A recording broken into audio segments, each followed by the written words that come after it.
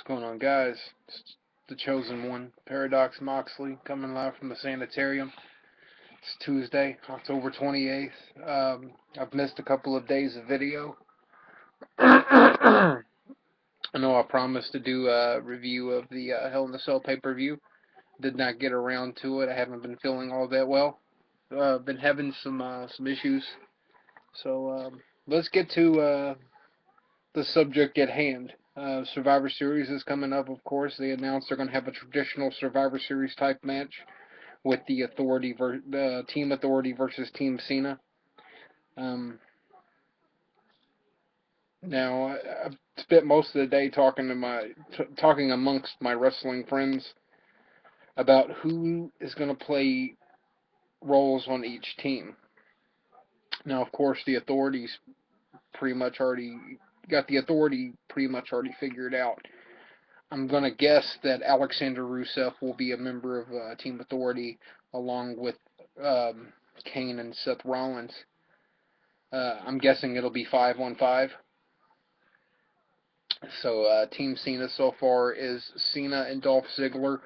I suspect Randy Orton will be joining that team either on SmackDown this week or Monday of this coming up week.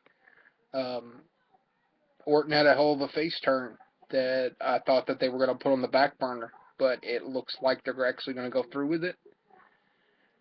And it looks like he might have a more effective face run than he did back when he was feuding with Punk's Nexus in 2011 or one of those years. Big Show and Mark Henry broke up, I guess you would say.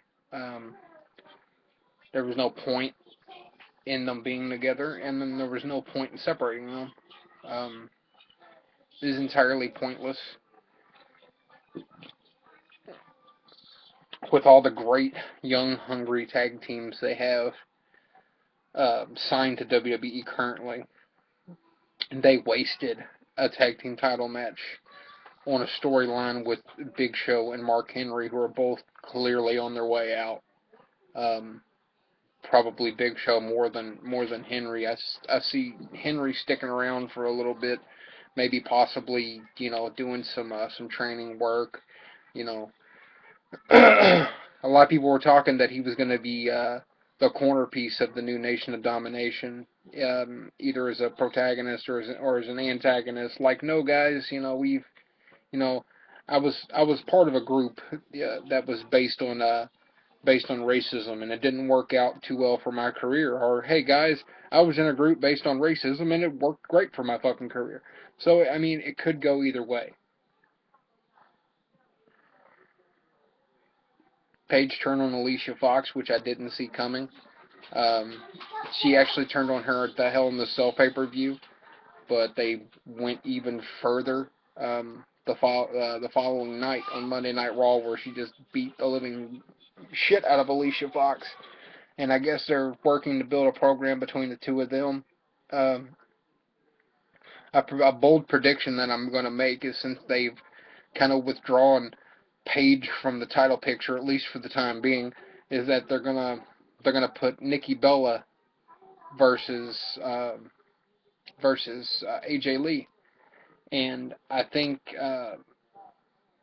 that'll be the match that at least takes the scrap off of AJ Lee, at least for a little bit, because what good would this storyline do if nothing came out of it? If you're just going to have a storyline where you got two twin sisters, one bad, one good, and one's just torturing the other one. If you had the good sister help the bad sister achieve a huge accolade, I mean, that'd be something they could talk about for years and years and years, or however long they plan on keeping the Bellas around. Hopefully not very long.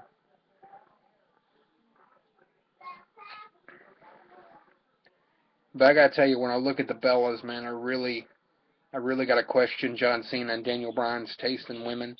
Not that they're not pretty, not that they're not, enjoyable to look at. It's not that. They both seem like fake ass people. Nikki more so than Brie.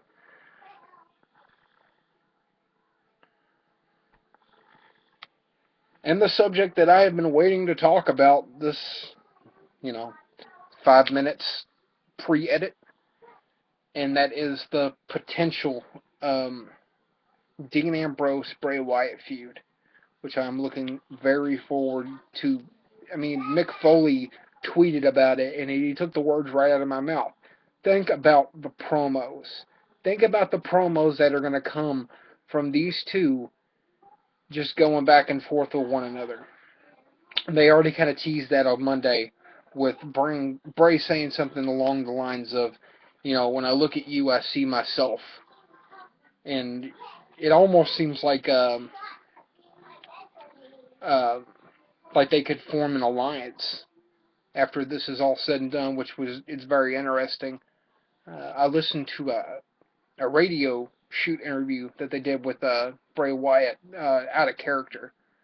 I don't know. I mean, I really don't know what kind of person he is, but seemingly out of the Bray Wyatt character. And they asked him if there was anybody on the Indies or in WWE today who he knew he could have a stellar fucking match with. And he said that was Dean Ambrose. And I really thought about that, and I could see that.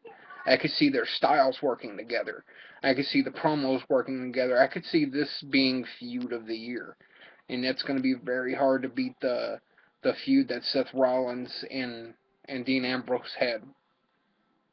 But as much as Seth Rollins has impressed me, he's really disappointed me at the same time.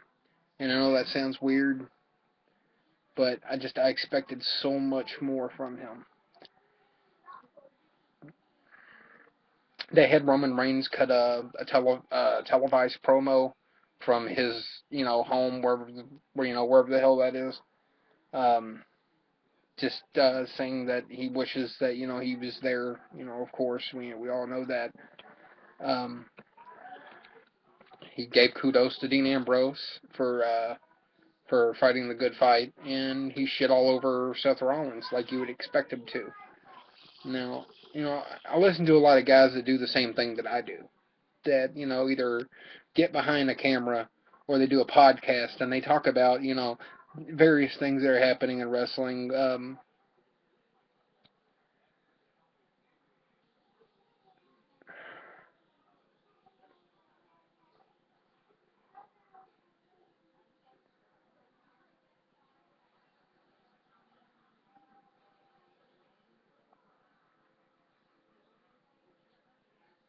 I heard a couple different people who kind of hit the nail on the head with as far as Seth Rollins, Dean Ambrose, and Roman Reigns. Who have they really faced since the Shield split? When the Shield was together, they faced everybody, coming and going, from the top of the card to the bottom of the card. They would run a gang rape on Daniel Bryan one week, and the next week they'd be in a 3-on-3 with 3-man band, and there was quite a dichotomy to it. Now they just kind of with an exception for Seth Rollins, who has a beret of mid-card opponents. Um, not including Roman Reigns, but Dean Ambrose. Dean Ambrose has faced Roman Reigns, he's faced Kane, and he's faced Randy Orton. Before Barrett got hurt, he had a lot of good matches with Barrett, which was really great because I like Barrett a great deal, and I hope he has a speedy recovery as well. People are clamoring for a Damien Sandow face turn, and I hope it happens soon. We haven't seen a face version of Damien Sandow here in the WWE. He has been heel the whole time, and they might keep him heel for that reason. They might turn the Miz face, which would be unusual from where they're standing. Ryback came and devoured Bo Dallas in a squash match. Nothing really else to say about that.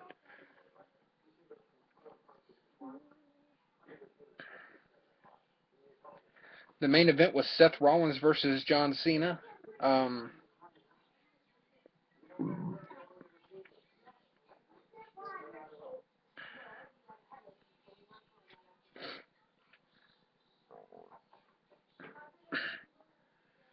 And it had your usual screw job finish. It was a decent match. The crowd was actually really into it from what I remember. It was kind of late. Um, I wasn't into it.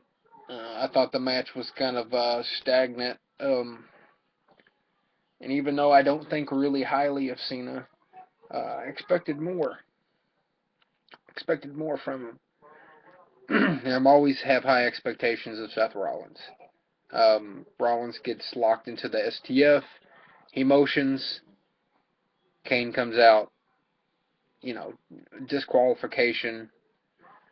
And pretty soon you got Ziggler and Cena versus Rollins and Kane and the new Stooges, Joey Mercury and Jamie Noble, or the Cruiserweight division as Dean Ambrose likes to call them.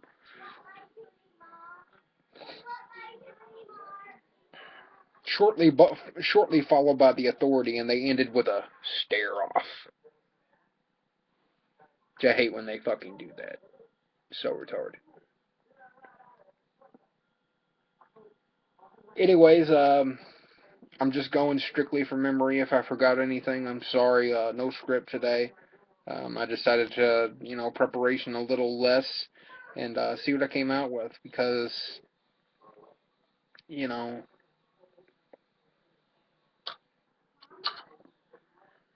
I don't care about Team Authority versus Team Cena.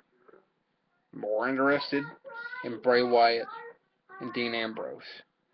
I hope they don't bring in a family for Wyatt, so every week we see Dean Ambrose get jumped by like 3 or 4 guys. It's boring. It was boring when the Wyatts were doing it before. Maybe that's why they took them off TV. Maybe they knew they needed repackaging because the whole, gang beatdown is effective seldomly. You can't do that week after week after week after week after week after week, and it might be one reason why Nitro went off the air. Just my opinion. Anyways, like, share, comment, and subscribe. Paradox Moxley, bitches.